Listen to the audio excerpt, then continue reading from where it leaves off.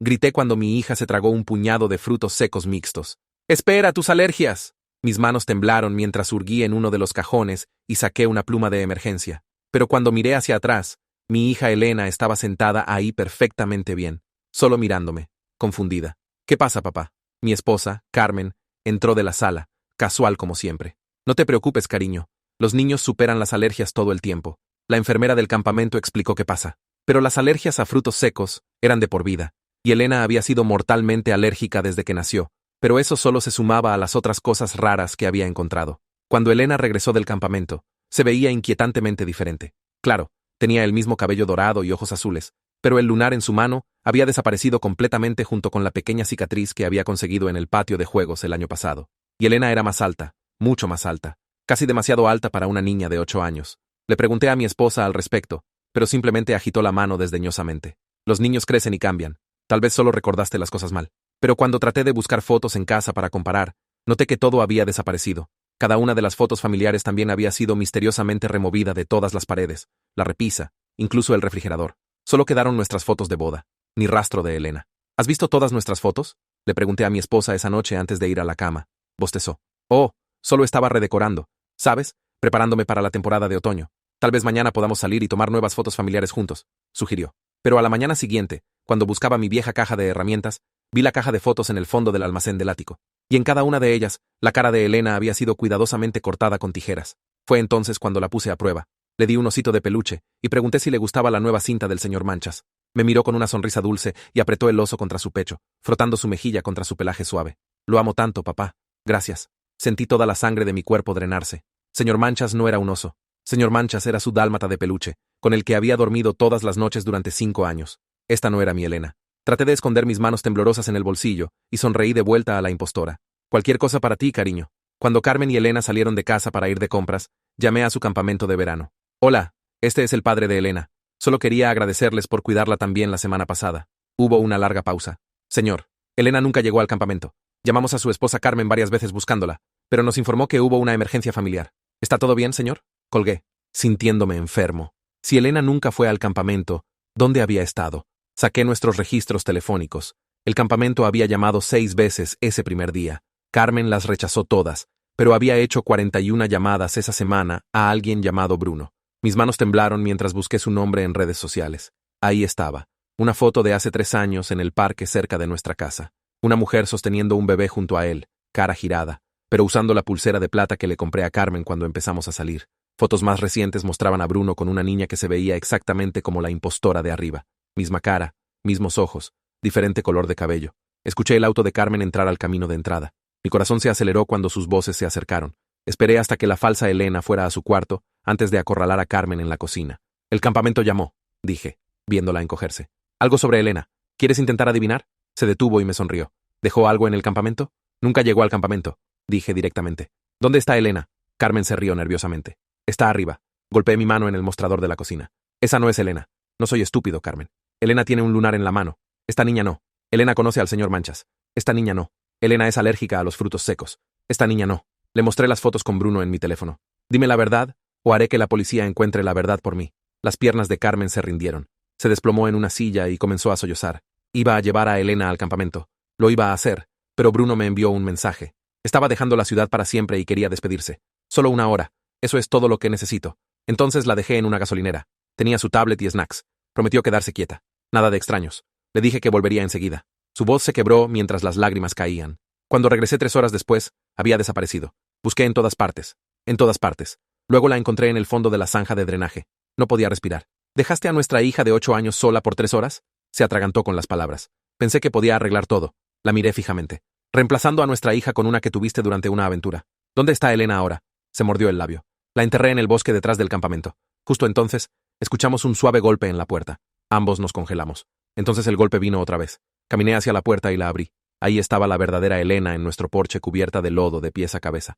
Hojas y ramitas enredadas en su cabello enmarañado. Suciedad incrustada bajo sus uñas, como si hubiera cavado su camino a través de la tierra. ¿Puedo tener al señor Manchas? Me precipité hacia adelante y tiré de Elena hacia adentro, mis manos ya alcanzando el armario del pasillo donde guardamos las toallas limpias. Agarré todas las que pude encontrar y las envolví alrededor de su cuerpo tembloroso, mis dedos presionando contra su muñeca para revisar su pulso, mientras mi otra mano tocaba su frente.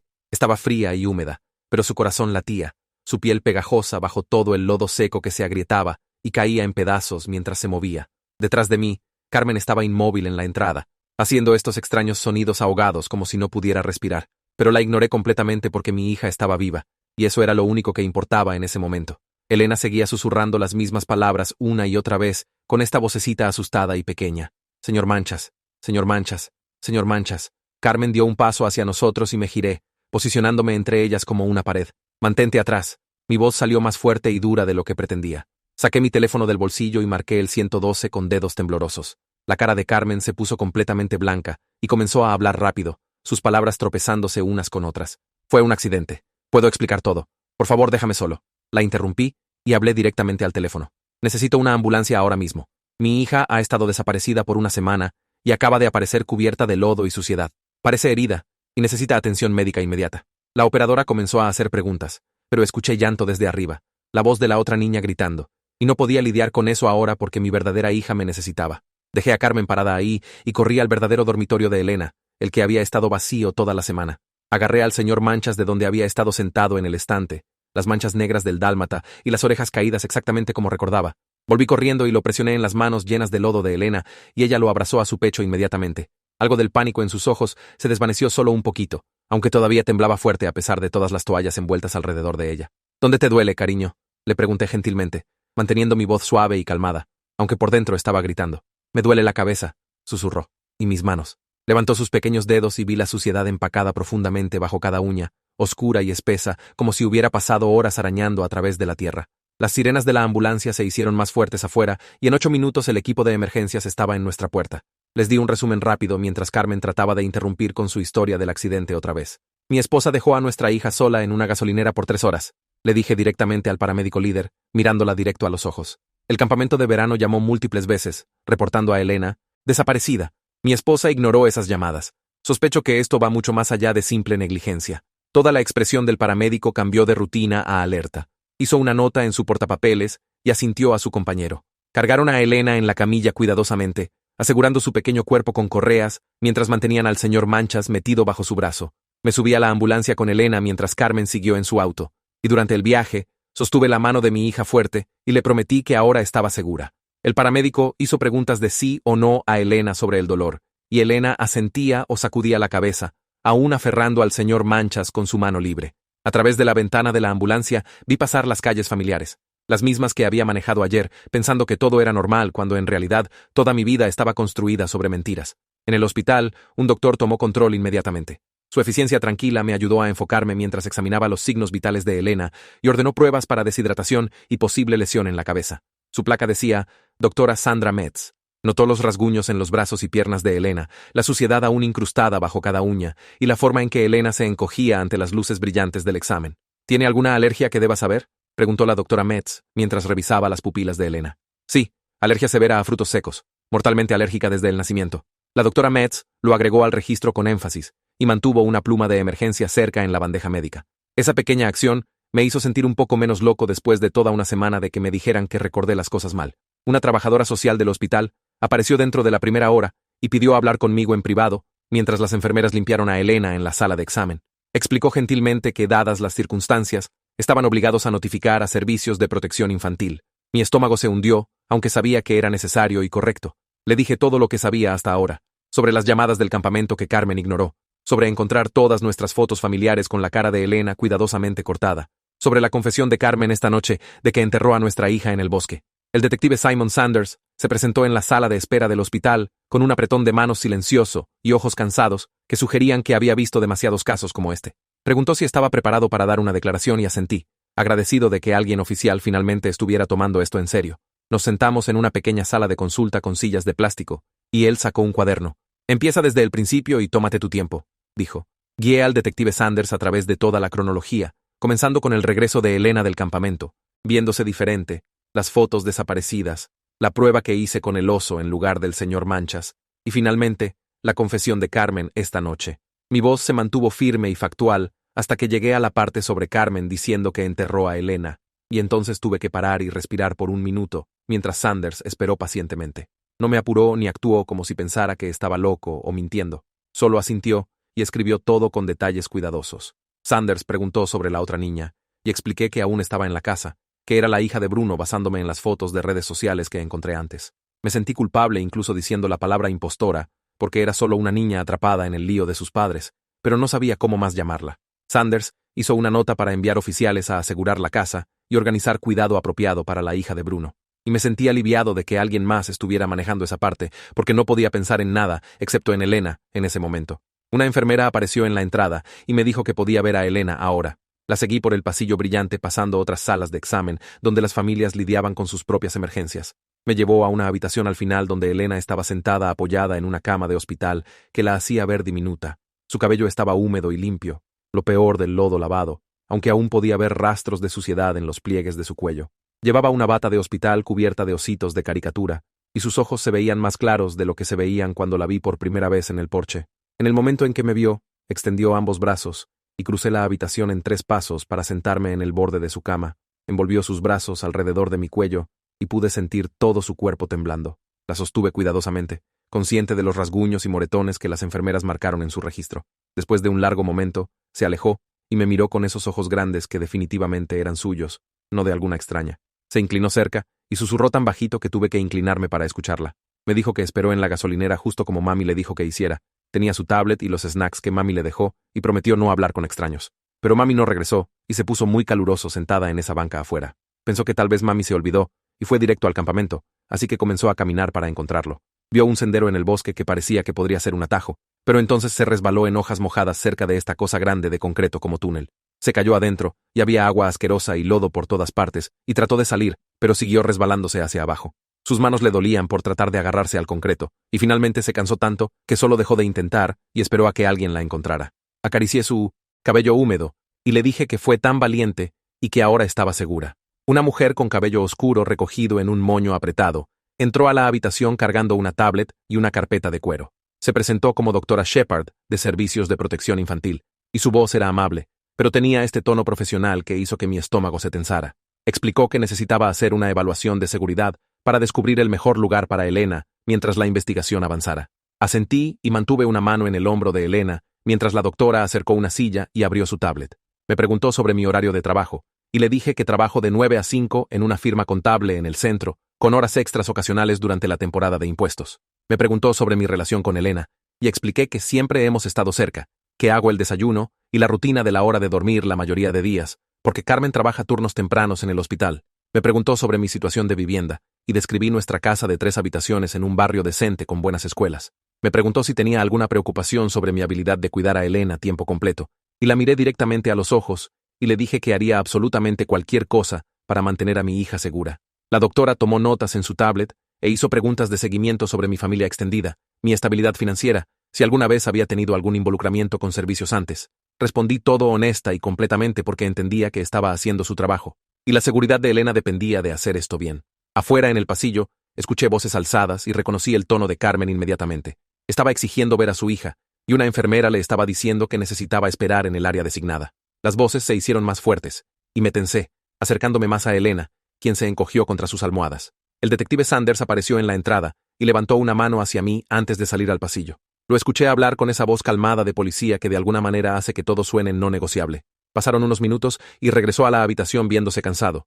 Me dijo que a Carmen se le había pedido esperar en un área separada y no se le permitiría acercarse a la habitación de Elena. El alivio me golpeó tan fuerte que tuve que tomar una respiración profunda para estabilizarme, pero justo detrás del alivio vino esta culpa extraña porque parte de mí aún recordaba a la mujer con la que me casé, la que se reía de mis chistes terribles y lloró lágrimas felices cuando nació Elena. Esa mujer no habría dejado a nuestra hija sola en una gasolinera por 3 horas. Esa mujer no habría tratado de enterrarla y reemplazarla con la hija de alguien más, pero tal vez nunca conocí realmente a esa mujer. La doctora cerró su tablet y me miró con una expresión que no pude descifrar completamente. Explicó que basándose en lo que había aprendido hoy, estaba recomendando que Elena fuera dada de alta a mi cuidado, con un plan de seguridad que incluía no contacto con Carmen. Necesitaría encontrar vivienda temporal lejos de nuestra casa familiar, hasta que la investigación se resolviera y arregláramos arreglos de custodia permanentes. Los problemas prácticos comenzaron a apilarse en mi mente como bloques a punto de caerse. Necesitaba encontrar un lugar donde quedarme esta noche, descubrir cómo tomar tiempo libre del trabajo, empacar ropa para ambos, arreglar que alguien revisara la casa.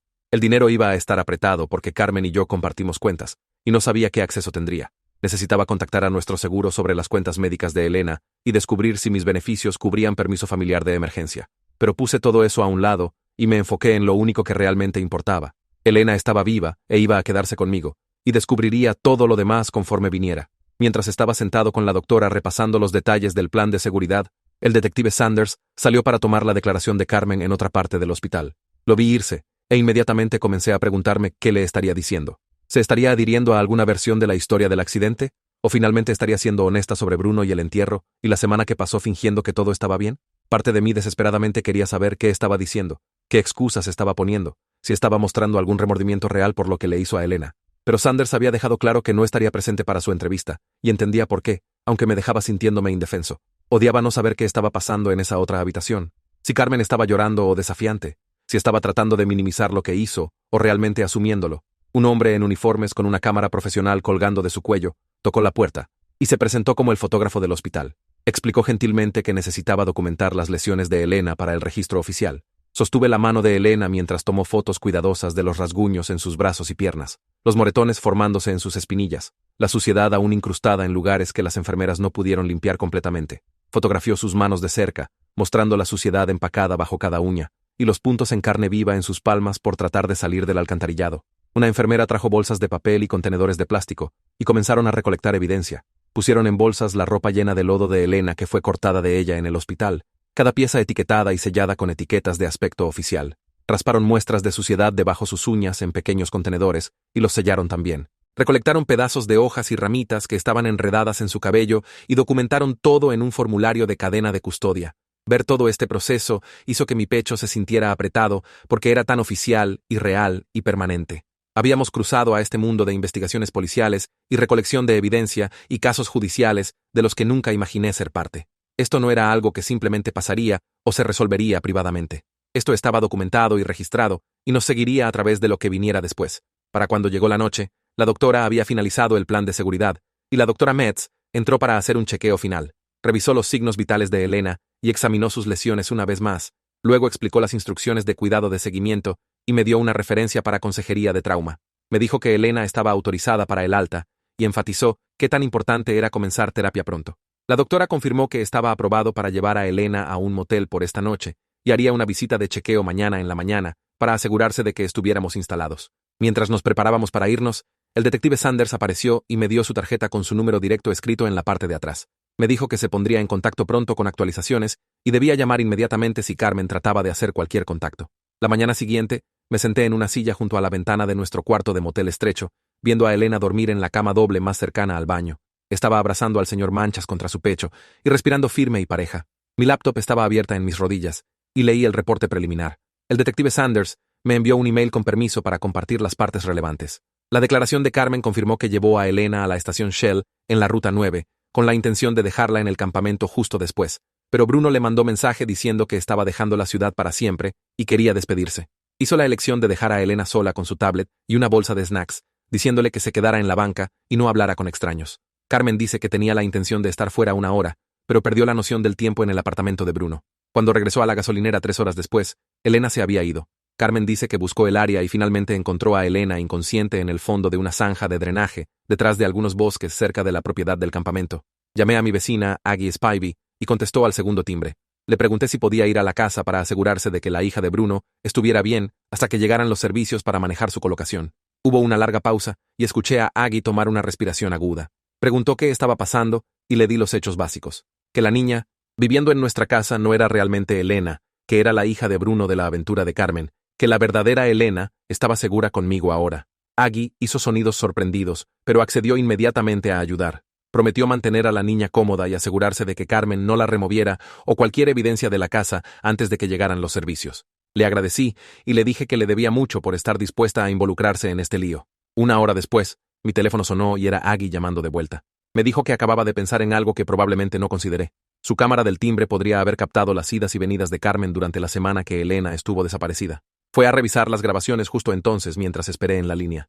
Después de unos minutos, regresó y dijo que encontró múltiples clips de Carmen regresando a casa sola durante horas diurnas, cuando debería haber estado en el trabajo. En cada clip, Carmen se veía estresada y distraída, revisando sobre su hombro antes de entrar. Las grabaciones confirmaron que Carmen estaba viviendo esta vida completamente separada toda esa semana, manteniendo la casa y cuidando a la hija de Bruno, mientras sabía que Elena se había ido. El detective Sanders me llamó alrededor del mediodía al día siguiente y preguntó si podía venir a la estación para revisar algunas grabaciones que sacaron de la estación Shell. Dejé a Elena con Aggie por unas horas y manejé al departamento de policía con el estómago en nudos. Sanders me guió a una pequeña habitación con un monitor de computadora y abrió los archivos de la cámara de seguridad. El sello de tiempo mostraba el 14 de julio a las 10:47 de la mañana, cuando el sedán plateado de Carmen entró al estacionamiento. Vi a Carmen salir, caminar alrededor al lado del pasajero y ayudar a Elena a salir con su mochila rosa y tablet. Hablaron por un minuto cerca de la banca afuera de la entrada de la tienda de conveniencia. Carmen señaló la banca y Elena asintió. Luego Carmen regresó a su auto y se fue. El sello de tiempo avanzó mientras vi a mi hija sentarse en esa banca sola, balanceando sus piernas y mirando su tablet. Se quedó ahí por casi una hora antes de poner el dispositivo abajo y mirar alrededor. El sol debe haberse puesto caluroso porque se movió a un pequeño parche de sombra cerca del edificio. A las 12:23 de la tarde, se levantó y caminó al borde del estacionamiento, mirando por la carretera en la dirección que Carmen había manejado. Esperó ahí por otros 20 minutos. A las 12:41 de la tarde, Elena tomó su mochila y tablet y comenzó a caminar por la carretera hacia la línea de árboles. El ángulo de la cámara la perdió después de eso. Sanders avanzó rápido a las 2:13 de la tarde, cuando el auto de Carmen llegó a toda velocidad al estacionamiento. Carmen saltó fuera y corrió a la banca, mirando alrededor frenéticamente. Revisó dentro de la tienda, luego salió y se subió a su auto. Las grabaciones terminaron ahí. Me senté mirando la pantalla en blanco, sintiéndome enfermo. Mi hija de 8 años había esperado pacientemente por más de 3 horas antes de finalmente rendirse y caminar sola. Sanders imprimió capturas de pantalla para el archivo del caso y me dijo que los sellos de tiempo probaron la historia de Carmen sobre la ausencia de 3 horas. Manejé de vuelta al motel en una neblina y encontré un email de la doctora esperando en mi bandeja. Me había enviado una copia de su memo del plan de seguridad que incluía notas sobre la hija de Bruno. La niña había dado su nombre como Elena cuando los trabajadores de servicios le hablaron por primera vez y parecía genuinamente confundida sobre por qué extraños le estaban haciendo preguntas sobre su familia. El memo explicaba que los servicios estaban trabajando para localizar a Bruno a través de los registros telefónicos y verificar paternidad. Si se confirmaba, la niña sería colocada con él en lugar de cuidado de crianza temporal, ya que era su padre biológico y no tenía historia aparente de bienestar infantil. Leer esas notas me hizo sentir una mezcla de enojo hacia Bruno y Carmen por crear este lío, pero también esta extraña simpatía por una niñita que no pidió ser parte de esta pesadilla. Era solo una niña cuyos padres tomaron decisiones terribles. Cerré mi laptop y llamé al campamento para hablar con Phil North, el director cuyo número el detective Sanders me había dado. Phil contestó al tercer timbre y expliqué quién era.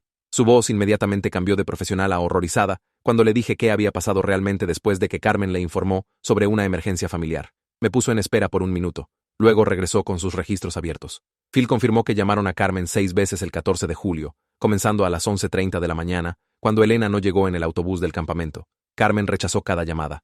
Finalmente la alcanzaron alrededor de las 4 de la tarde, y ella les dijo que estaban lidiando con una crisis familiar, y Elena no asistiría al campamento esa semana. Phil dijo que había aceptado la explicación porque los padres a veces tienen emergencias, pero ahora saber qué había pasado realmente lo hacía sentir terrible. Se ofreció a proporcionar documentación escrita de todas las llamadas, los tiempos y la respuesta eventual de Carmen. Le agradecí y dije que el detective Sanders probablemente se pondría en contacto para recolectar esa evidencia. Esa noche, me enfoqué en establecer algún tipo de rutina con Elena en nuestro cuarto de motel estrecho. Ordené sus nuggets de pollo favoritos del restaurante de la calle y la dejé ver caricaturas en la TV pequeña mientras me senté en la silla cerca.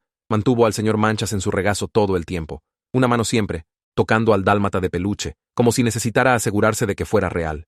2 veces durante la cena, me miró con ojos preocupados y preguntó si me iba a ir. Cada vez me puse en mis rodillas junto a ella y prometí que me iba a quedar aquí, que no iba a ir a ningún lado sin ella. Después de que terminamos de comer, corrí un baño y la ayudé a lavar los últimos rastros obstinados de lodo de su cabello. Jugó silenciosamente con vasos de plástico, llenándolos con agua y vertiéndolos otra vez mientras trabajé el shampoo a través de sus enredos. El baño era diminuto, y el agua apenas se mantuvo caliente, pero Elena parecía contenta solo de tenerme ahí. La puse en pijamas limpias y la arropé en la cama más cerca del baño con el señor Manchas bajo su brazo. Se durmió en minutos, exhausta de todo. La mañana siguiente, el detective Sanders llamó y preguntó si podía pasar para compartir alguna información. Lo encontré en el estacionamiento del motel mientras Elena veía caricaturas adentro. Sanders me dio copias impresas de extractos de mensajes de texto entre Carmen y Bruno que la compañía telefónica liberó con la orden judicial. Los leí parado ahí en el sol matutino. El primer mensaje era de Carmen a la 1:47 de la tarde el 14 de julio, diciendo que no podía encontrar a Elena y no sabía qué hacer. Bruno respondió inmediatamente diciéndole que llamara a la policía. Carmen escribió de vuelta que no podía porque entonces tendría que admitir que dejó a Elena sola para verlo. Bruno envió 3 mensajes más durante la siguiente hora, todos diciendo que llamara a los policías, que la seguridad de Elena importaba más que meterse en problemas. Luego hubo un vacío de varias horas sin mensajes. A las 6:23 de la tarde, Carmen envió solo 4 palabras. La encontré, pero está mal. Bruno respondió. ¿Qué tan mal? La respuesta de Carmen fueron 2 palabras. Lo arreglé. Leer esos mensajes me hizo sentir físicamente enfermo. La forma casual en que discutieron la vida de mi hija, como si fuera un problema que resolver en lugar de una niña que necesitaba ayuda. Le regresé los papeles a Sanders con manos temblorosas, y me dijo que estos serían evidencia clave en el caso criminal. Más tarde esa tarde, la doctora llamó para decirme que Elena tenía una entrevista forense programada para mañana en el Centro de Defensoría Infantil. Me explicó qué esperar con su voz calmada y profesional. No se me permitía preparar a Elena o sugerir qué debía decir.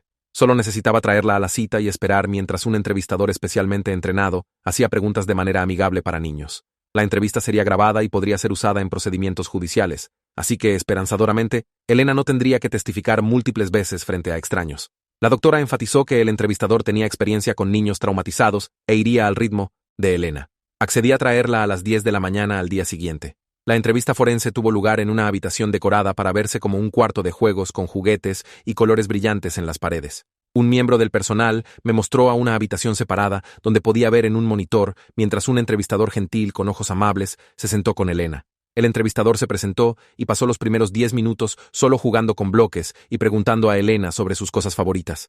Luego le pidió a Elena que le dijera sobre la gasolinera. La voz de Elena llegó a través del altavoz, silenciosa pero clara. Explicó que mami dijo que esperara en la banca y sí esperó justo como se suponía que hiciera. Pero entonces se puso muy caluroso y mami no regresó.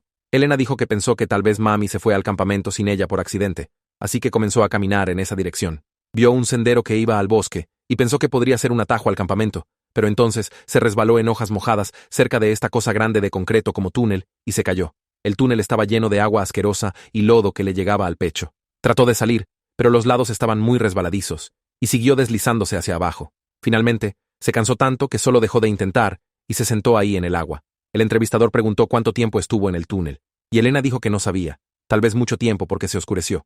Vi a mi hija contar esta historia mientras jugaba con un animal de peluche. Su voz, cuestión de hechos, como si estuviera describiendo un día normal. Después de la entrevista, abracé a Elena fuerte en la sala de espera mientras la doctora nos agradeció por venir. El detective Sanders organizó un equipo de búsqueda esa misma tarde para revisar el bosque detrás de la propiedad del campamento. Recibí una llamada de él alrededor de las 5 de la tarde con una actualización. Encontraron tierra alterada cerca de un alcantarillado de drenaje como media milla de la carretera principal. El área mostró signos claros de excavación reciente con tierra suelta y hojas desplazadas. El equipo de búsqueda recuperó la tablet de Elena enterrada en un hoyo poco profundo cerca. La pantalla estaba agrietada, pero el dispositivo estaba intacto y aún tenía lodo pegado en el puerto de carga. Sanders me dijo que la ubicación coincidía perfectamente con la descripción de Elena y estaban enviando muestras de tierra al laboratorio. Dijo que la evaluación preliminar indicó que la composición del suelo coincidía con la suciedad que habían recolectado debajo las uñas de Elena en el hospital. Eso significaba que Carmen realmente la encontró en ese alcantarillado y luego hizo la elección de enterrarla ahí en lugar de conseguir ayuda. La evidencia estaba construyendo una cronología que era tanto clara como horrible. 2 días después, la doctora llamó con noticias de que los servicios localizaron exitosamente a Bruno a través de los registros telefónicos. Vino voluntariamente para una prueba de paternidad y no la disputó porque ya sabía que la niña era suya. La doctora organizó recuperación supervisada de las pertenencias de su hija de nuestra casa con un trabajador de servicios presente para asegurar que nada saliera mal. La niñita fue puesta en cuidado temporal de servicios en una casa de crianza hasta que los resultados de la prueba regresaran confirmando a Bruno como su padre biológico. Una vez que eso pasara, sería transicionada a su custodia con un plan de apoyo y visitas de seguimiento. Me sentí extraño sabiendo que estaba en el sistema ahora por las elecciones que sus padres hicieron. Esperaba que Bruno fuera realmente capaz de cuidarla apropiadamente y no arruinaría su vida más de lo que ya estaba. Esa misma semana, Aggie llamó y dijo que debía hablar con un abogado familiar que conocía llamado Samir León, quien manejaba casos de custodia difíciles. Hice una cita y conocí a Samir en su oficina en una casa convertida en el centro. Era más joven de lo que esperaba, con ojos agudos y una forma calmada de hablar que me hizo sentir ligeramente menos en pánico. Extendí toda mi documentación en su escritorio, incluyendo los reportes policiales, memos de servicios, registros médicos del hospital y mi propia cronología de eventos. Samir revisó todo con un asentimiento impresionado de qué tan organizado había mantenido todo. Explicó que necesitábamos solicitar custodia de emergencia inmediatamente y obtener una orden de protección manteniendo a Carmen lejos tanto de mí como de Elena. Los honorarios legales hicieron que mi estómago doliera cuando los citó, pero Samir ofreció un plan de pagos que lo dividía en cantidades mensuales que tal vez podía manejar. Accedí porque no tenía otra opción, y mantener a Elena segura valía endeudarse.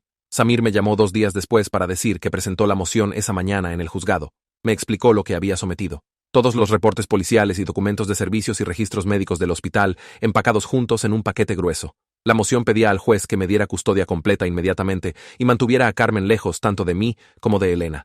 Samir dijo que deberíamos escuchar de vuelta en pocos días, tal vez una semana máximo. Me dijo que los jueces usualmente otorgan este tipo de solicitudes de emergencia cuando hay peligro claro para un niño, pero me advirtió que nada está garantizado en corte familiar. Algunos jueces se mueven rápido y algunos jueces toman para siempre, y solo teníamos que esperar y ver qué tipo obtuvimos.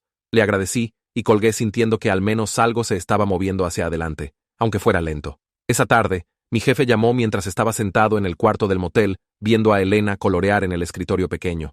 Preguntó cómo estaba y si todo estaba bien con mi familia. Mantuve mi respuesta vaga, solo diciendo que teníamos una crisis familiar seria y necesitaba algo de tiempo libre para manejarlo.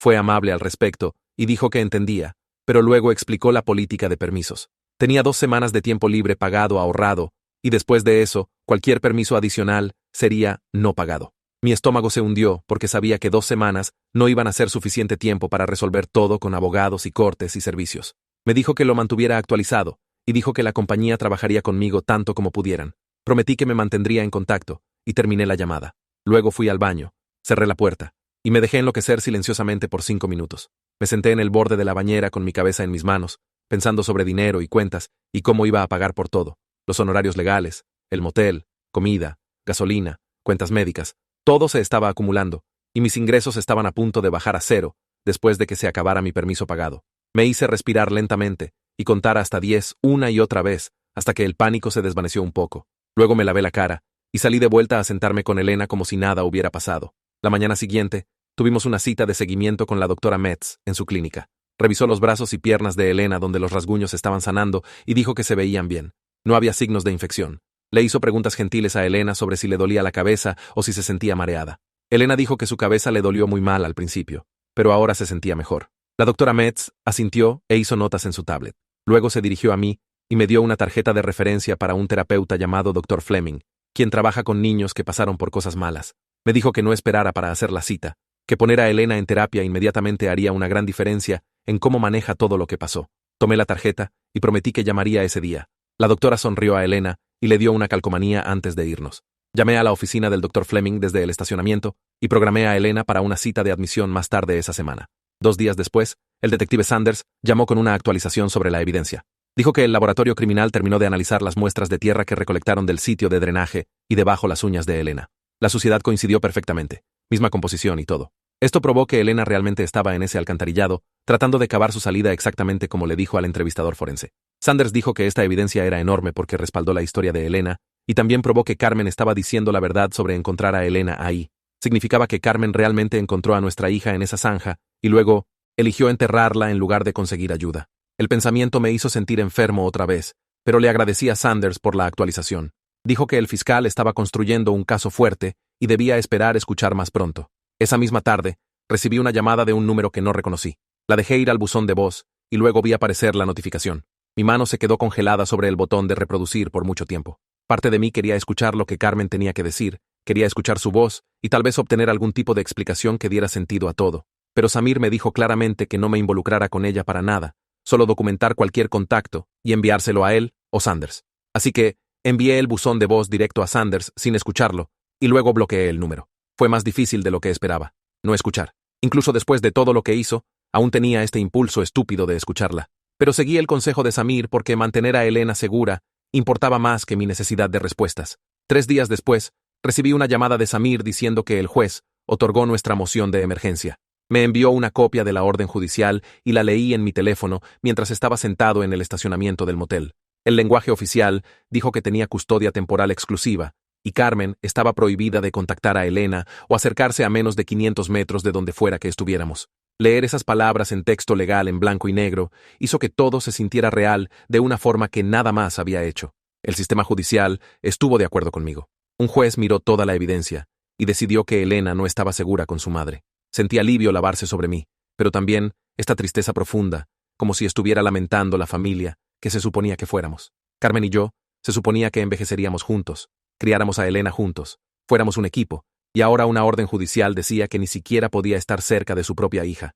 Al día siguiente, la doctora vino al motel para hacer un chequeo del hogar. Caminó a través de nuestro cuarto pequeño mirando todo, revisando que tuviéramos sábanas limpias y comida en el mini refrigerador, y que el baño funcionara apropiadamente. Me hizo preguntas sobre cuánto tiempo planeábamos quedarnos aquí y cuáles eran mis planes para vivienda más permanente.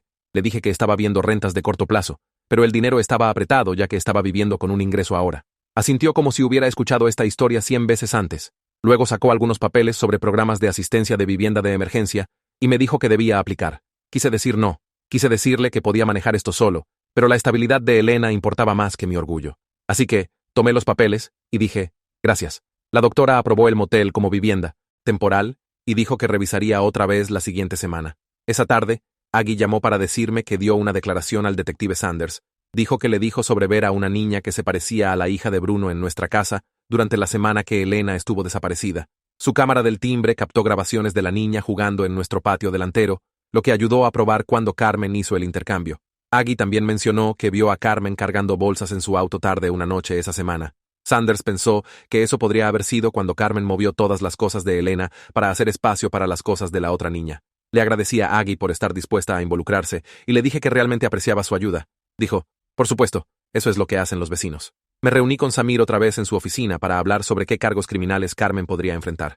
Explicó que poner en peligro a un niño es un delito grave en nuestro estado, y si Carmen es condenada, podría ir a prisión por años. Si eso pasa, casi definitivamente perdería todos los derechos parentales permanentemente. El pensamiento de Elena creciendo sin su madre me puso triste, incluso después de todo lo que Carmen hizo. Pero Samir me recordó que Carmen tomó sus decisiones, y ahora tenía que lidiar con lo que pasa después. Dijo que el fiscal probablemente ofrecería un trato de declaración para evitar poner a Elena a través de un juicio. Más tarde esa semana, llevé a Elena a su primera cita de terapia. Nos sentamos en una sala de espera decorada con murales pintados brillantes de animales y árboles. Otras familias venían e iban, niños de todas las edades con padres de aspecto cansado. Una mujer salió y se presentó como doctora Fleming. Tenía ojos amables y una voz gentil. Cuando Elena se escondió detrás de mis piernas, la doctora Fleming no empujó o trató de forzar nada. Habló conmigo por unos minutos primero, haciendo preguntas básicas sobre qué nos trajo. Luego invitó a Elena a venir a jugar con algunos juguetes en su oficina mientras hablaban. Elena me miró y asentí que estaba bien. Me senté en el lobby por los siguientes 40 minutos tratando de no imaginar qué le estaría diciendo mi hija a la extraña sobre gasolineras y zanjas y agua oscura. La puerta de la oficina se abrió y Fleming salió, gesticulando para que regresara. Se sentó frente a mí en una pequeña sala de consulta y sacó un bloc de notas. Explicó que debía mantener las cosas normales en casa, apegarme a rutinas regulares y hora de dormir para que Elena se sintiera segura. Me dijo que no le hiciera preguntas dirigidas sobre lo que pasó en la gasolinera o en la zanja, solo dejarla sacarlo si quería hablar. Fleming dijo, los niños de la edad de Elena usualmente procesan malas experiencias jugando en lugar de hablar sobre sentimientos directamente, así que no debía preocuparme si no quería discutirlo. El consejo me hizo sentir un poco menos perdido, como si hubiera cosas reales que podía hacer para ayudar en lugar de solo esperar y tener esperanza. Unos días después, la doctora llamó para decirme que Bruno había contactado a los servicios a través de su propio abogado sobre obtener custodia de su hija. La prueba de paternidad regresó, confirmando que era el padre biológico de la niña que había estado viviendo en nuestra casa como Elena. Los servicios comenzaron una revisión acelerada para ver si Bruno podía tomarla, haciendo verificaciones de antecedentes y visitando su hogar para asegurarse de que fuera seguro. Tenía sentimientos mixtos, sobre todo porque Bruno era parte de la aventura que causó todo este lío en primer lugar. Pero su hija no pidió nada de esto, y merecía estar con su verdadero papá si podía cuidarla apropiadamente. Sanders me llamó más tarde esa semana con una actualización sobre la historia de Carmen, que siguió cambiando mientras más evidencia se acumuló contra ella. Al principio, ella dijo que todo fue un accidente, pero ahora estaba diciendo que fue una respuesta de pánico cuando encontró a Elena inconsciente en el alcantarillado. Carmen admitió que pensó que Elena estaba muerta cuando la encontró acostada ahí en el agua y lodo, así que hizo una decisión en una fracción de segundo de enterrarla en el bosque e intercambiarla con la hija de Bruno, en lugar de llamar por ayuda y enfrentar lo que había hecho. Sanders dijo que el abogado de Carmen estaba tratando de vender esto como un colapso mental, como si solo se hubiera quebrado y no estuviera pensando claramente. Pero Sanders señaló las fotos cortadas en el ático, y toda la semana que Carmen pasó fingiendo que todo estaba bien, lo que mostró mucha más planificación que solo entrar en pánico en el momento. Las cuentas del motel estaban comiendo a través de mis ahorros mucho más rápido de lo que pensé que lo harían, y comencé a mirar mi cuenta bancaria cada mañana con una sensación enferma en mi estómago. Necesitaba tomar algunas decisiones difíciles sobre dinero. Tomé fotos de mi equipo de cámara y publiqué todo en línea para vender, la cámara digital bonita y todos los lentes por los que había ahorrado por más de 3 años. Extraños comenzaron a aparecer en el estacionamiento del motel para ver el equipo, girando los lentes en sus manos y preguntando sobre conteos de obturador. Cada vez que entregué una pieza de equipo y tomé su efectivo, Sentí como si estuviera renunciando a una parte de mí mismo, pero sonreí e hice charlas sobre configuraciones de apertura porque esto es lo que haces cuando eres padre, y tu niño necesita estabilidad más de lo que necesitas pasatiempos. Esa noche, Elena se despertó gritando y salí disparado de mi cama para llegar a ella. Estaba sentada con los ojos bien abiertos, sollozando sobre agua oscura y algo pesado presionando sobre su pecho. Me subí a la cama junto a ella y la jalé contra mí, meciéndola lentamente mientras lloraba en mi camisa. No le pedí que explicara lo que vio o me dijera detalles sobre el sueño.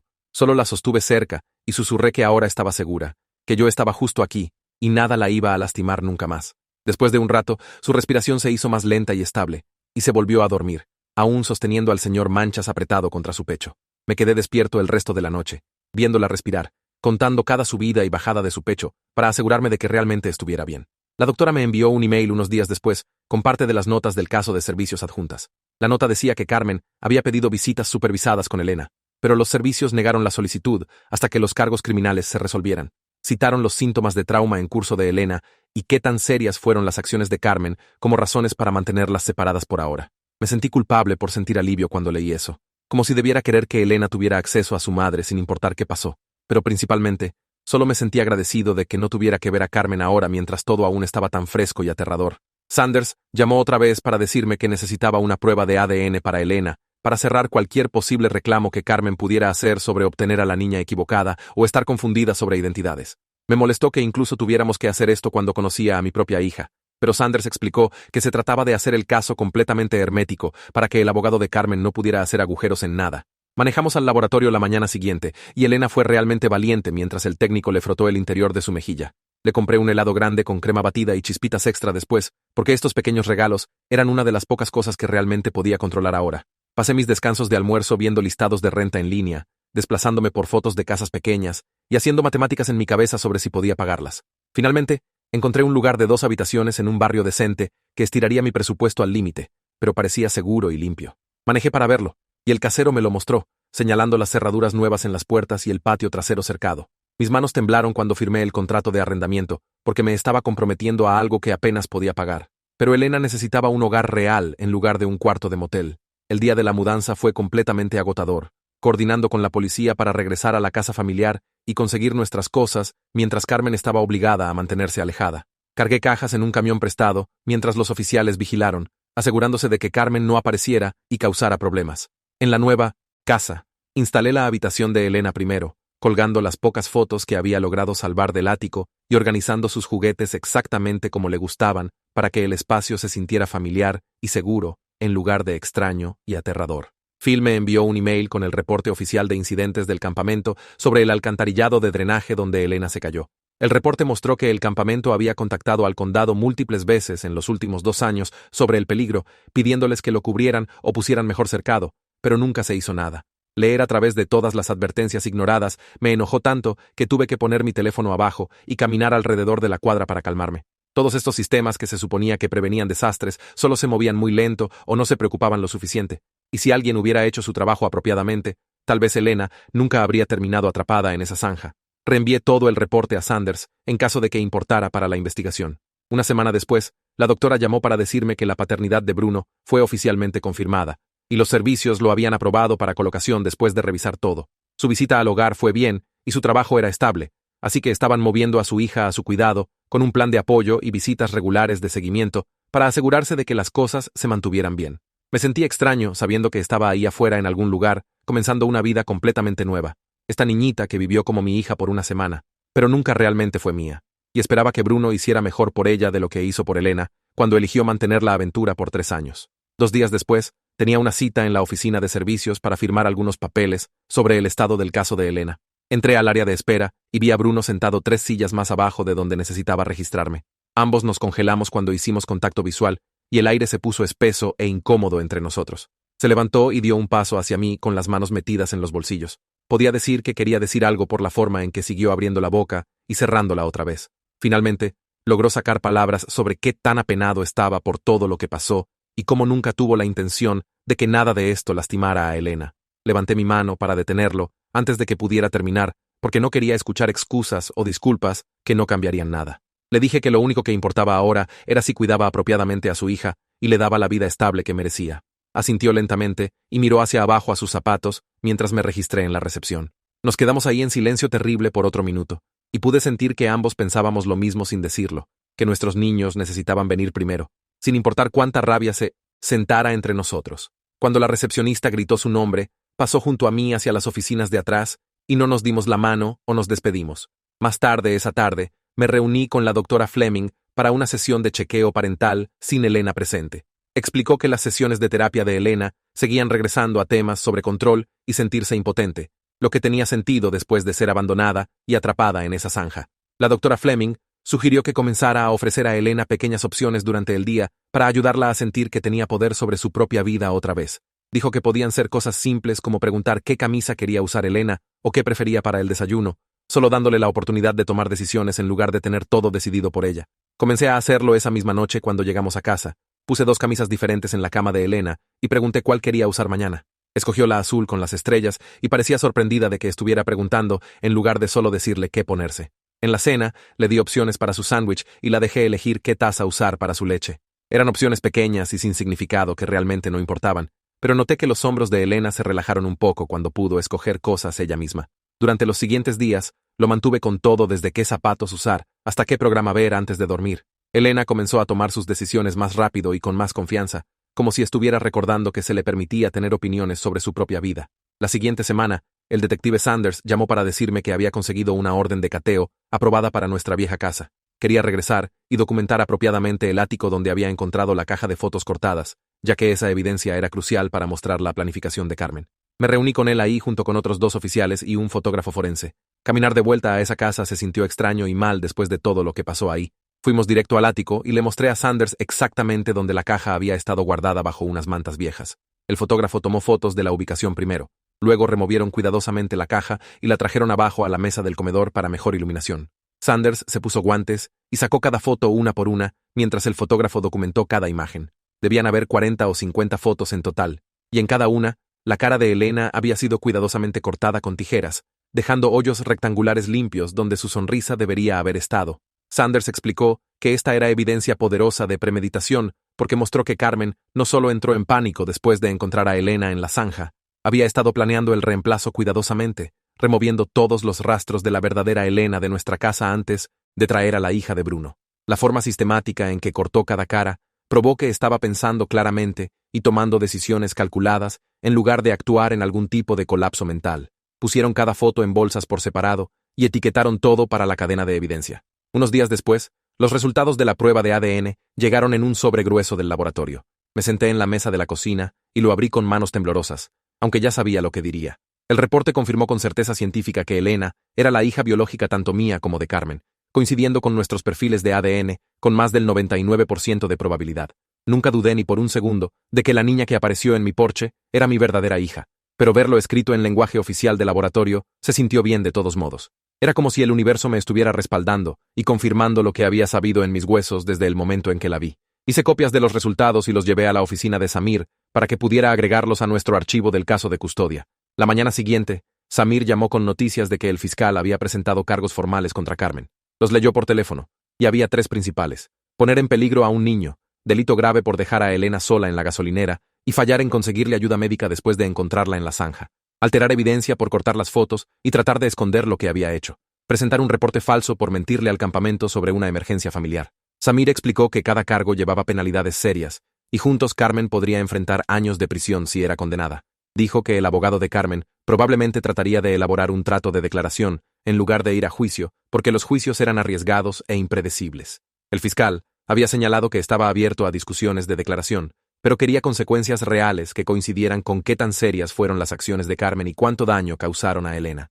Le pregunté a Samir qué significaría un trato de declaración y dijo que podría involucrar a Carmen declarándose culpable de cargos reducidos a cambio de una recomendación específica de sentencia.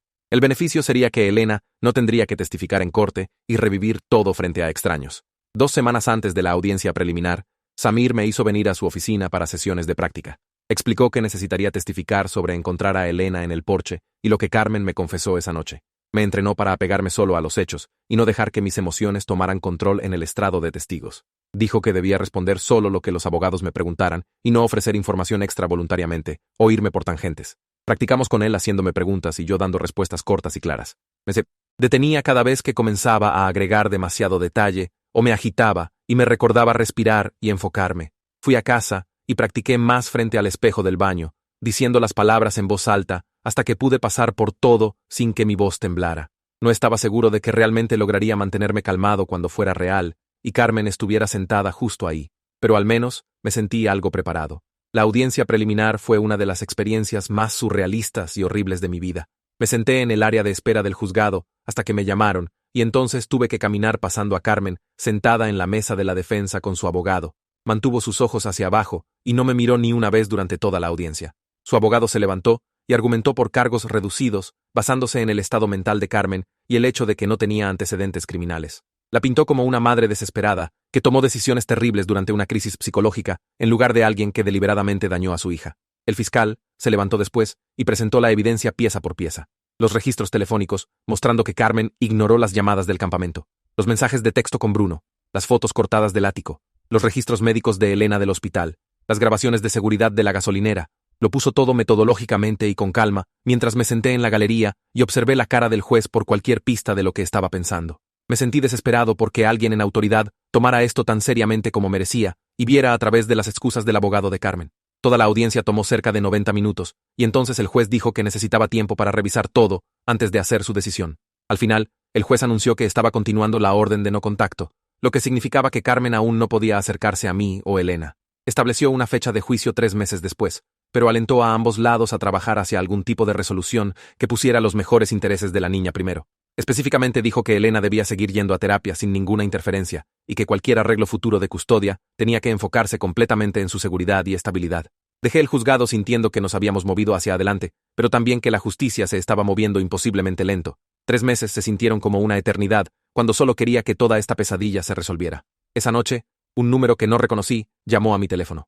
Y cuando contesté, una mujer se identificó como reportera de las noticias locales. Dijo que había escuchado del caso a través de contactos del juzgado y quería entrevistarme sobre lo que pasó. Mi estómago se hundió y le dije firmemente que no haría ninguna declaración. Colgué e inmediatamente llamé a Samir, quien dijo que había hecho exactamente lo correcto. Explicó que no debía decir nada públicamente para proteger la privacidad de Elena y evitar cualquier cosa que pudiera complicar el caso o prejuiciar a jurados potenciales. La idea de que esto se convirtiera en algún tipo de historia de noticias me hizo sentir físicamente enfermo. Odiaba imaginar extraños sentados alrededor discutiendo el trauma de mi hija como si fuera entretenimiento o chisme. La consejera de la escuela me llamó para una reunión para discutir que Elena regresara a clase. La habíamos mantenido en casa por semanas mientras comenzó terapia y se ajustó a todo, pero necesitaba regresar a rutinas normales. Elaboramos un plan de seguridad donde la consejera sería informada sobre la situación básica, sin detalles innecesarios sobre lo que Carmen hizo. El plan incluía protocolos estrictos de recogida para que solo yo estuviera autorizado a recoger a Elena de la escuela y cualquier otra persona sería rechazada inmediatamente. Su maestra accedió a dar gracia a Elena en todas las tareas que había perdido y a dejarla sentarse cerca de la puerta si necesitaba sentir que podía salir del salón. En el primer día de regreso de Elena, la caminé hasta la puerta de su salón. Sostuvo mi mano fuerte y siguió mirándome hacia atrás mientras nos acercábamos. Me arrodillé y le recordé que su maestra sabía que había pasado por algo difícil y sería comprensiva. Prometí que estaría ahí a la hora de recogida y no llegaría tarde. Asintió y tomó una respiración profunda antes de caminar por la entrada. Me quedé en el pasillo y la vi desaparecer en el edificio, sintiéndome aterrorizado de que algo fuera mal, pero sabiendo que necesitaba esta pieza de normalidad de vuelta en su vida. Caminé de regreso a mi auto y mi teléfono vibró antes de que siquiera abriera la puerta. La representante de Recursos Humanos preguntó si podía venir esa tarde para una reunión de seguimiento sobre mi situación. Manejé directo a la oficina y me senté frente a ella en una pequeña sala de conferencias mientras abrió mi archivo en su laptop. Explicó que podían ofrecerme un horario flexible que me dejaría hacer la recogida de la escuela y llegar a las citas de terapia de Elena sin usar todo mi tiempo de permiso. Sentí alivio lavarse sobre mí hasta que mencionó la trampa. El arreglo flexible significaba horas reducidas, lo que significaba pago reducido, probablemente alrededor del 20% menos que mi salario actual. Me senté ahí haciendo matemáticas rápidas en mi cabeza sobre renta y servicios públicos y copagos de terapia y comestibles. Los números realmente no funcionaban, pero no tenía otra opción. Acepté la oferta y le agradecí por trabajar conmigo. En el camino a casa, comencé a hacer una lista mental de lo que podía cortar de nuestro presupuesto. El internet podía bajar al plan más barato. Podía cancelar los servicios de streaming que apenas usábamos de todos modos. Tal vez podía vender más cosas del garaje. Cada decisión financiera se sentía como elegir entre las necesidades de Elena y supervivencia básica, y constantemente estaba haciendo matemáticas en mi cabeza sobre lo que podíamos pagar. Esa noche, me senté con Elena después de la cena y le dije que deberíamos hacer una rutina de la hora de dormir juntos. Le gustó la idea inmediatamente y agarró un pedazo de papel y algunos marcadores de sus suministros de arte. Escribimos una lista de chequeo con ella, haciendo la mayoría de la escritura en su cuidadosa escritura de niña de 8 años. El primer elemento era revisar todas las cerraduras de las puertas, lo que recorrimos juntos, su pequeña mano girando cada cerrojo mientras yo miraba. El segundo era poner al señor Manchas en su almohada para que estuviera listo cuando se subiera a la cama. El tercero era escoger el atuendo de mañana y ponerlo en su silla. El cuarto era revisar cómo se vería mañana para que supiera exactamente qué esperar. Quiso agregar lavarse los dientes y lavarse la cara, así que incluimos esos también. Cuando terminamos, insistió en que pasáramos por toda la rutina 2 veces para asegurarnos de que funcionara bien. Nunca la apuré, aunque estaba exhausto y quería colapsar en el sofá. Revisamos cada cerradura 2 veces. Acomodamos al señor Manchas cuidadosamente ambas veces. Escogimos su ropa, y luego cambiamos de opinión, y escogimos otras diferentes. Estos pequeños rituales parecían ayudarla a sentirse más segura, como si el mundo fuera más controlable de lo que se sintió en ese alcantarillado. Para cuando finalmente se metió a la cama, se veía más calmada de lo que había estado en semanas. La tarde siguiente, mientras Elena estaba en la escuela, caminé por la casa y bajé las últimas de las fotos de boda de las paredes. Había 3 fotos enmarcadas aún colgando en el pasillo mostrando a Carmen y a mí en nuestro día de boda, viéndonos felices y jóvenes y estúpidos. Removí cuidadosamente cada marco y los llevé al garaje donde había instalado una caja de almacenamiento. No las destruí porque eran parte de nuestra historia, incluso si esa historia estaba construida sobre mentiras, pero no podía mirarlas todos los días más. Cuando Elena llegó a casa, notó los espacios vacíos en la pared inmediatamente y preguntó por qué las fotos de mami se habían ido. Me arrodillé a su nivel y le dije gentilmente que mami tomó algunas malas decisiones y necesita arreglar las cosas antes de que podamos pensar en fotos. Miró la pared en blanco por un minuto y luego solo asintió y fue a conseguir un snack de la cocina. Lo aceptó con la lógica simple de un niño y no presionó por más explicación. Estuve agradecido de que fuera muy joven para entender completamente cómo Carmen nos traicionó completamente y cómo esas fotos de boda representaron una versión de nuestra familia que nunca realmente existió. 3 días después, mi teléfono sonó de un número que no reconocí. Casi no contesté, pero algo me hizo alzar. La voz de Bruno llegó sonando nerviosa y disculpándose. Dijo que su hija se estaba ajustando bien a estar de vuelta con él y quería ofrecer una disculpa por su papel en todo lo que pasó. Sus palabras salieron apresuradas como si las hubiera practicado. Dijo que nunca imaginó que Carmen haría algo tan extremo y estaba horrorizado de cómo su aventura contribuyó al sufrimiento de Elena. Parte de mí quiso colgar, pero otra parte necesitaba escucharlo tomar algo de responsabilidad. Le dije que apreciaba la llamada, pero no estaba listo para perdonar a nadie aún. Hablamos por tal vez 5 minutos más sobre cosas prácticas como asegurarnos de que nuestros niños nunca accidentalmente se toparan entre sí en tiendas o parques. Accedió a tener cuidado con eso. Terminamos la conversación en términos civiles, sino cálidos, y me sentí extraño después de colgar. Bruno no era el villano en esta historia, pero tampoco era inocente, y no sabía qué hacer con esa verdad complicada. El fiscal me llamó la siguiente semana y explicó que el abogado de Carmen estaba seriamente persiguiendo un trato de declaración. Preguntó si estaría dispuesto a redactar una declaración de impacto de víctima para que el juez considerara durante la sentencia. Accedí, y luego llamé a Samir para ayudarme a descubrir qué escribir. Nos reunimos en su oficina, y abrió una plantilla en su computadora, mientras traté de organizar mis pensamientos. Me entrenó para enfocarme en el daño a Elena, sin ser excesivamente emocional, apegarme a hechos sobre sus pesadillas continuas y necesidades de terapia y la pérdida de confianza en su madre. Dicté mientras él escribía, y pasamos por múltiples revisiones para conseguir el tono correcto. Escribirlo todo en lenguaje formal hizo que el trauma se sintiera tanto más real como más distante. De alguna manera, las palabras clínicas en la página no capturaron el sonido de Elena gritando en su sueño o la forma en que se encogía cuando alguien tocaba la puerta inesperadamente. Terminamos un borrador que Samir dijo era fuerte y apropiado, y lo guardé para revisar otra vez antes de someterlo oficialmente. Ese fin de semana, Elena me sorprendió viniendo a la sala sosteniendo un álbum de fotos viejo que no sabía que había encontrado. Lo abrió a una foto de su fiesta de 6º cumpleaños en el parque donde todos los 3 estábamos sonriendo a la cámara. Preguntó silenciosamente si podíamos colgar una foto de ella conmigo y Carmen de antes de que todo pasara. Mi primer instinto fue decir no, pero me detuve y realmente miré su cara. Necesitaba saber que su madre existió y que hubo buenos tiempos incluso si terminaron mal. Accedí y expliqué que podemos recordar los buenos tiempos mientras también sabemos que mami tomó malas decisiones. Fuimos a la tienda juntos y escogimos un marco simple, y ella escogió un lugar en el estante de su habitación donde podía verla, pero no era el enfoque principal. La enmarcamos juntos con ella, ayudando a posicionar la foto justo detrás del vidrio. La vi trabajar con concentración feroz, y me asombré de su capacidad de sostener sentimientos complicados con los que la mayoría de los adultos luchaban. 2 semanas después, Samir llamó para decirme que Carmen estaba entrando en una declaración de culpabilidad.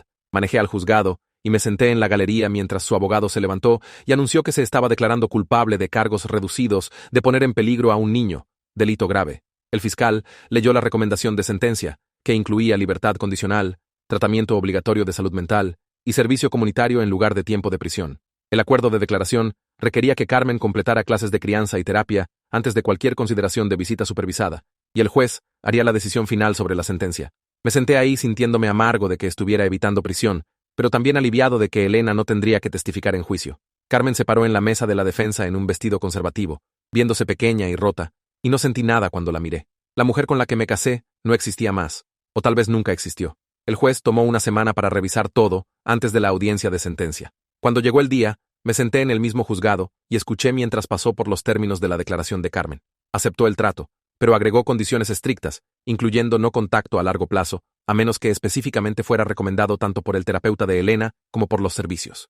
Después de que Carmen demuestre progreso significativo en tratamiento, habló directamente a Carmen y dejó claro que cualquier violación de la orden resultaría en encarcelamiento inmediato. Dijo que la seguridad y bienestar de Elena eran los únicos factores que importaban en cualquier decisión futura de custodia, y Carmen necesitaba entender que había perdido el derecho de ser madre hasta que probara que se le podía confiar otra vez. Saliendo del juzgado, me sentí como si hubiéramos obtenido justicia parcial, pero no vindicación completa, lo que parece ser cómo funciona el sistema legal. Carmen estaba siendo responsabilizada, pero no realmente castigada de una forma que se sintiera proporcional a lo que había hecho. El siguiente fin de semana, Aggie se ofreció a ayudarnos a tomar nuevas fotos familiares para colgar en la casa. La conocimos en un parque local donde las hojas de otoño cubrían el suelo en rojo y oro. Trajo su cámara bonita y nos hizo posar en diferentes lugares bajo los árboles. Elena escogió su vestido favorito e insistió en traer al señor Manchas para algunas de las tomas. Tomamos docenas de fotos con solo nosotros dos, haciendo caras tontas y caras serias y todo en el medio. Aggie fue paciente y amable e hizo reír a Elena, lo que resultó en algunas fotos genuinamente felices. No las publicamos en ningún lado, o las compartimos públicamente, porque esto era solo para nosotros, para marcar nuestro nuevo comienzo. Cuando recibimos las copias de vuelta, Elena escogió marcos con forma de estrellas, e insistió en organizarlos ella misma en la pared de nuestra sala. La vi crear nuestra nueva galería familiar con concentración feroz, espaciando cuidadosamente cada marco y asegurándose de que estuvieran nivelados. Estas fotos mostraron quiénes éramos realmente ahora, solo nosotros dos construyendo algo nuevo de las piezas rotas. La tensión financiera no desapareció mágicamente, solo porque el caso legal se resolvió. Hice malabares con planes de pago con Samir por sus honorarios legales, copagos de terapia cada semana para las sesiones de Elena y gastos básicos de vida con mi ingreso reducido. Tomé turnos extra de fin de semana haciendo trabajo independiente después de que Elena se fuera a la cama, sentado en mi laptop hasta medianoche editando fotos para las ocasiones felices de otras personas. Algunos días sobreviví con café y determinación, pero lo estábamos haciendo funcionar. La casa se mantuvo cálida, y el refrigerador se mantuvo lleno, y Elena tuvo todo lo que necesitaba, incluso si yo estaba corriendo vacío. Mantuve una hoja de cálculo detallada del presupuesto, y la actualizaba constantemente, moviendo dinero entre categorías como un juego de ajedrez. Cada cuenta que se pagaba a tiempo se sentía como una pequeña victoria, y cada mes que lográbamos sin endeudarnos era prueba de que podíamos sobrevivir esto. Echo un vistazo al reloj en mi mesa de noche, mostrando las 3:47 de la mañana, y silenciosamente empujo abierta la puerta del dormitorio de Elena por segunda vez esta noche. Yace acurrucada de lado con el señor Manchas metido bajo su brazo, su pecho subiendo y bajando en el ritmo constante del sueño profundo. No revolcándose, no gritando, no sentándose confundida y asustada como ha hecho cada noche por meses. Me quedo ahí viendo su cara pacífica por un minuto completo, temiendo que si miro lejos, se despertará gritando sobre agua oscura y tierra pesada presionando hacia abajo, pero solo sigue durmiendo, su pequeña mano relajada contra el pelaje gastado del dálmata. Y siento algo apretado en mi pecho comenzar a aflojarse solo una fracción. Retrocedo de su cuarto cuidadosamente y regreso a mi propia cama, donde me quedo despierto, mirando el techo, mis oídos tensos por cualquier sonido del pasillo. Cada crujido de la casa asentándose hace saltar mi corazón, y me levanto 2 veces más antes del amanecer para revisar las cerraduras en todas las puertas y ventanas. El sueño no viene fácil para mí más, y probablemente no lo hará por mucho tiempo. Pero ver a Elena dormir toda la noche sin pesadillas se siente como si hubiéramos doblado algún tipo de esquina. La mañana siguiente, saco el cajón de mi escritorio y archivo la declaración de impacto de víctima detrás de los documentos de la corte y el acuerdo de declaración de Carmen. Todo organizado en una carpeta manila a la que puedo acceder si es necesario, pero no tengo que ver todos los días. Mañana es jueves, lo que significa terapia para Elena, seguido de nuestra parada regular por helado en el lugar cerca del parque, donde siempre pide chispas de chocolate. Nuestras semanas tienen un ritmo ahora, predecible y seguro. Y aunque las cicatrices de todo no han desaparecido mágicamente, puedo vernos construyendo algo nuevo. Cada jueves ordinario se siente como prueba de que sobrevivimos, que aún estamos aquí haciendo recuerdos. Y eso vale celebrar, incluso si nadie más entendería por qué conseguir helado importa tanto.